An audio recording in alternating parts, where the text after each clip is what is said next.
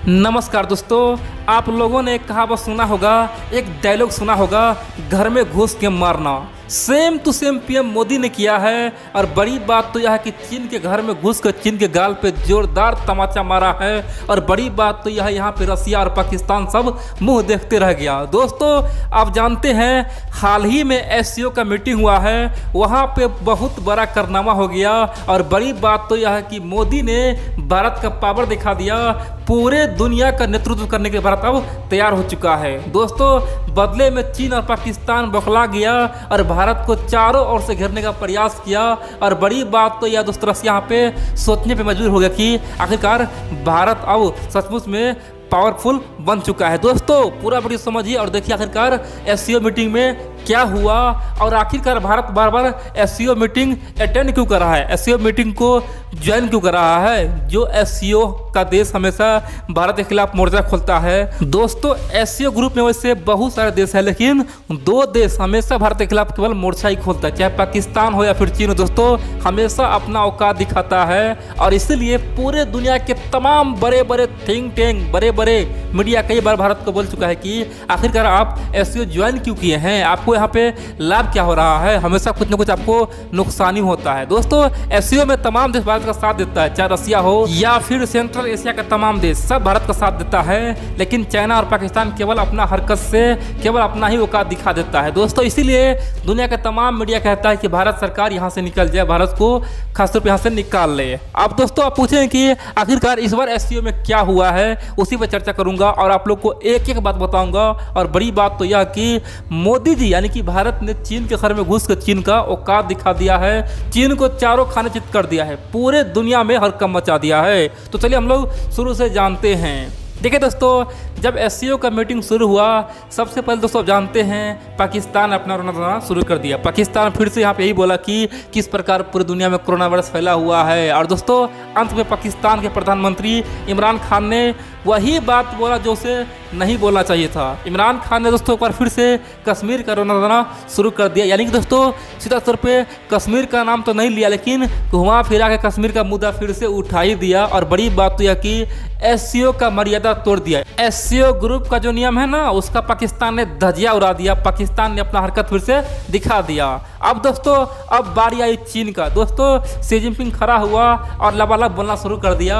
और बड़ी बात तो यह, पहले तो सबको बोला कि जो एससीओ का देश है वो हमसे कोरोना वायरस का वैक्सीन ले सकता है, कोरोना वायरस भगा सकता है। दोस्तों, उसके बाद फिर शी जिनपिंग क्या बोला कि आज खासतौर पे अमेरिका हो गया, यूरोप हो गया, सब हमको किस प्रकार घेर रहा है। और दोस्तों, फिर से शी जिनपिंग वही गलती कर बैठा जो उसे नहीं करना चाहिए था। दोस्तों, शी जिनपिंग भी मर्यादा का तोड़ते हुए, मर्यादा को उल्लंघन करते हुए भारत को घेरने की कोशिश किया और बोला कि वर्तमान समय में आज कुछ ऐसा देश है जो चीन को अलग थलग करने का सोचता है, पूरे दुनिया से काटने का सोचता है, लेकिन ऐसा संभव है ही नहीं। चीन को कोई नहीं अलग कर सकता है, कोई नहीं भगा सकता है। चीन अपने आप में एक बहुत बड़ा देश है। दोस्तों, शी जिनपिंग खासतौर पर भारत को टारगेट किया और बोला कि आप शांत रहे, आप हमसे पंगा न ले। यानी कि शी जिनपिंग अपना औकात दिखाई दिया। फिर दोस्तों, बारी आई पीएम मोदी जी का। दोस्तों, मोदी जी ने तहलका मचाते हुए सबसे पहले तो ये बोला कि एससीओ का जो देश है ना, उससे हमारा रिश्ता आज से नहीं है, उससे हमारा रिश्ता सदियों पुराना है, यानी कि हजारों साल पहले से है। दोस्तों, मोदी जी ने तहलका मचा दिया और बोला कि देखो भैया, एससीओ तो आज बना है ना, चीन से हमारा संबंध आज से नहीं, हजारों साल पहले से हम लोग चीन से व्यापार कर रहे हैं। खासतौर पे एशियन कंट्री जो है ना, उससे मेरा आज से रिश्ता नहीं है, सदियों पहले से है। यानी कि एससीओ तो केवल एक नाम है ना, हमारा रिश्ता पहले से है और हमेशा अच्छा रहेगा। अब दोस्तों, मोदी जी ने सबसे पहले क्या किया, चीन और पाकिस्तान का औकात दिखाने के लिए सबसे पहले बोला कि एससीओ आखिर ग्रुप बनाया क्यों गया था। एससीओ ग्रुप का मतलब ये नहीं था कि एक दूसरे ही देश पे सब खासतौर पे आरोप लगाए, यानी कि एक दूसरे का जो द्विपक्षीय मुद्दा है उसे एससीओ में शामिल करे। दोस्तों, मोदी जी ने साफ कर दिया कि ये चीन क्या कर रहा है, चीन अपने ही ग्रुप का धज्जियां क्यों उड़ा रहा है। एससीओ में कभी भी दो पक्षीय मुद्दा आने का बात हुआ ही नहीं था। उसका तो कोई नियम ही नहीं है। द्विपक्षीय मुद्दा पर बात नहीं होगा, जब भी बात होगा तब विश्व लेवल पर बात होगा। लेकिन चीन तो बार बार अपना ही मुद्दा ला के अपना ही ग्रुप को झंड कर रहा है। दोस्तों आप कह सकते हैं कि भारत ने सीधा चीन के गाल पे तमाचा मारा और बोला कि आप तो एससीओ का धज्जियां उड़ा ही दिए हैं। साथ ही पाकिस्तान भी हमेशा हरकत करने से बात नहीं आता है। पाकिस्तान के बारे में दोस्तों भारत ने साफ कर दिया कि कुछ देश ऐसा है जो शर्म की बात है, ये बार बार हमेशा द्विपक्षीय मुद्दा लाता रहता है, कुछ न कुछ हरकत करता रहता है और एससीओ का जो भी नियम है उसे तोड़ता रहता है। आखिरकार उस पर कोई कुछ बोलता क्यों नहीं है। दोस्तों मोदी जी ने साफ कर दिया कि यह हरकत ठीक नहीं है। अगर ऐसा चलता रहा तो एससीओ से हमें विश्वास उठ जाएगा, सबका विश्वास उठ जाएगा और एससीओ नाम का देश फिर से फ्रीज हो जाएगा, यानी कि ठंडा पड़ जाएगा, बिना काम का हो जाएगा। दोस्तों मोदी जी का यही कहना था। आप पूछेंगे कि भाई मोदी जी आखिरकार इतना गुस्साया क्यों था, क्या कारण था। देखिए दोस्तों आप जानते हैं इसी साल क्या हुआ। आज से कुछ महीना पहले दोस्तों एससीओ का जितना भी एनएसए है ना, यानी कि एनएसए दोस्तों एनएसए का मीटिंग था दोस्तों, उसमें अजीत डोभाल जी गए थे, यानी कि गए नहीं थे, केवल वर्चुअल मीटिंग था दोस्तों।